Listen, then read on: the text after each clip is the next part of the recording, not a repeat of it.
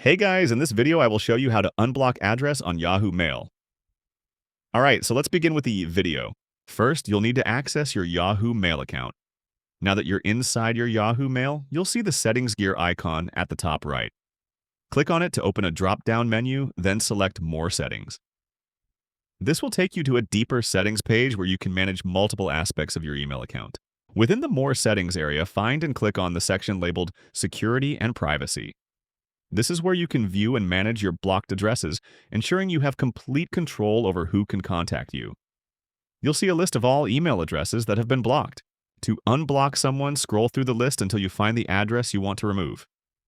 Once you locate it, hover your mouse pointer over the address, and a trash can icon will appear beside it. Simply click on the trash can icon, and that address will be immediately removed from your blocked list. This means that future emails from that sender will now go straight to your inbox, and that's it. So that is how you can unblock address on Yahoo Mail. So that's all for this video. Thanks.